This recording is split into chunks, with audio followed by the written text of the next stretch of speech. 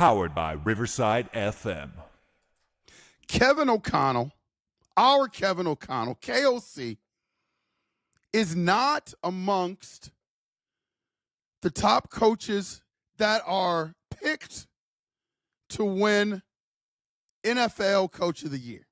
Now, I know KOC won it last year, and it's always hard, man, to win Coach of the Year 2 years in a row. I'm not saying he should win Coach of the Year 2 years in a row because we all know how that goes, UP Nation.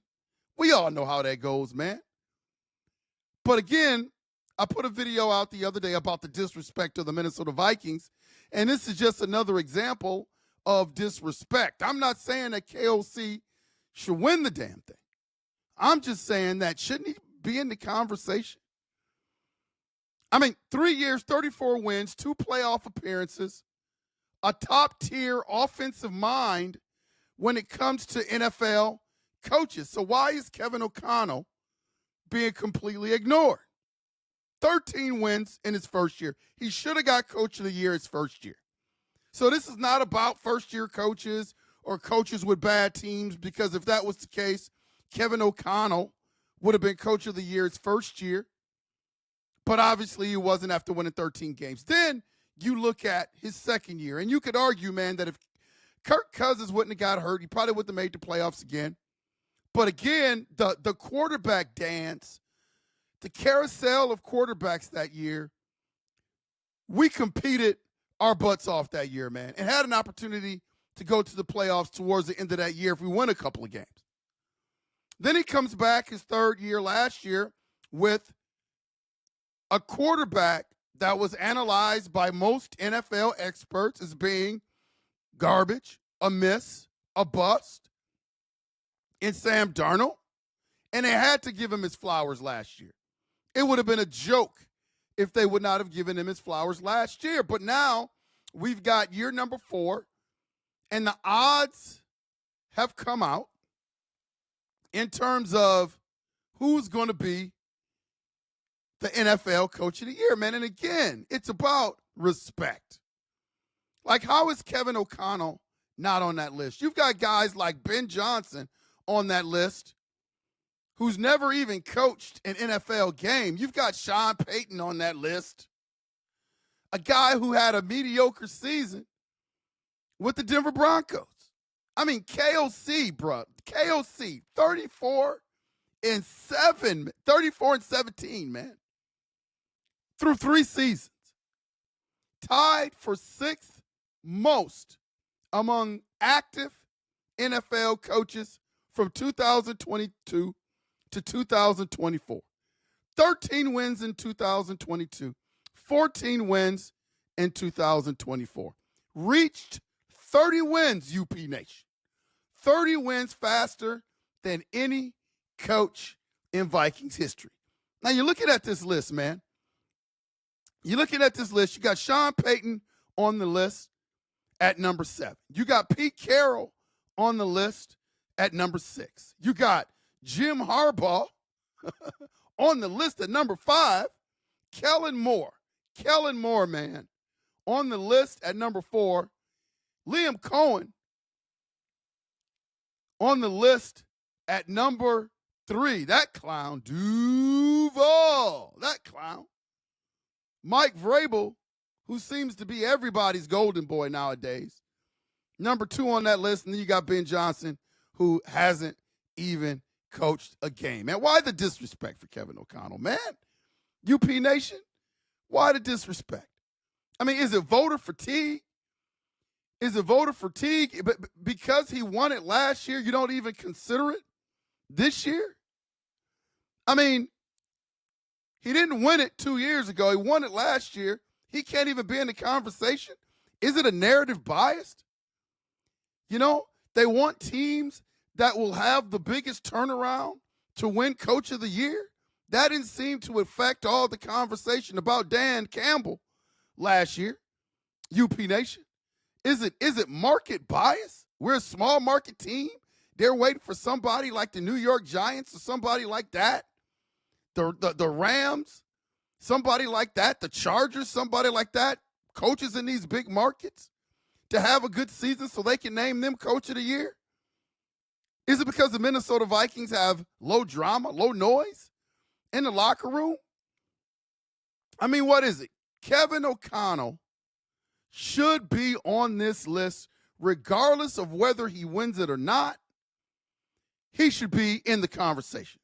I mean, look at the young talent that he's developed since he's been here, man. Addison, Chandler, Pace Jr. I mean, he kept his coaching staff intact. When you have a 14-4 season, you usually get gutted when it comes to coaches. I mean, look at the Detroit Lions. Lost both their coordinators.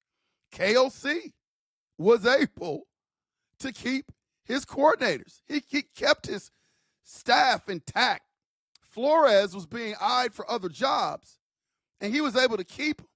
The transition from Kirk Cousins to Sam Darnold, now to J.J. McCarthy, was seamless. Usually when you have a transition in quarterback like that, you take a step back. KOC and the purple, man, they're going forward. He can't be in the conversation for coach of the year. Talk to me, UP Nation. Talk to me. I mean, this stuff is a joke. He built a modern offense that works with QBs even when there's injuries. Remember the Pasternaut? Remember the game where he basically, the Pasternaut didn't know the playbook. He took him by the hand, UP Nation, took him by the hand and walked him through that game. Every play, every possession, he told the Pasternaut, hey, man, here's what you're going to see. Look at the X. He's going to be dragging across the left. Linebacker going to step up, look to layer that thing over the top. I mean, that was KOC, UP Nation. The same KOC that was then is the same KOC now with the better team and a better quarterback. Can't be considered, can't be in the conversation for preseason coach of the year. There is no other coach that has done more with less. And now we're building that roster so it can be more.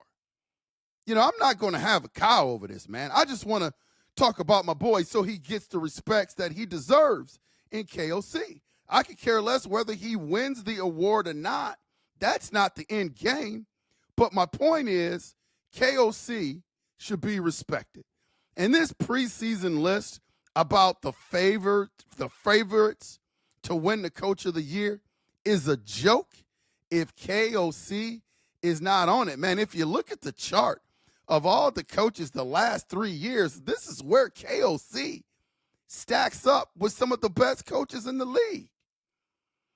He's in the top 6 with a terrible second season because he had a rash of bad quarterback play and a quarterback injury to his franchise quarterback at the time, Kirk Cousins. And he's still in the top 6 on that list. And again, this is not about him being favored to win. But man, KOC can't be in the conversation, UP Nation. He's not good enough. The Minnesota Vikings are not good enough to be in the conversation. Man, the utter disrespect. See, this is why I can't wait for the year to start. You know, this is all about Aretha Franklin, man. Getting your respect. RASPCT. Find out what it means to me. This is what this season is going to be all about. J.J. McCarthy and the boys, Dr. Blitzenstein, and KOC, who should be in the conversation for Coach of the Year. Any preseason poll, man, KOC's got to be on that, or the poll is not valid. Tell me what you think, UP Nation. Am I going overboard with this, man? Am I getting too upset about it because it really doesn't matter and it's too early? See, I just want the respect. What do you think? Think KOC should be in the conversation? Think he should get his respect? Put your thoughts in the comments, man. You know I always like to hear from UP Nation and the Purple Gang and Skull Nation. Y'all hit me up. Let me know what you think. Man, it's been Unconventional Playbook. Again, please hit that like and subscribe button. Hit that like and subscribe button to help me continue pumping out this content. And as always, UP Nation, I will see ya when I see ya. Skull.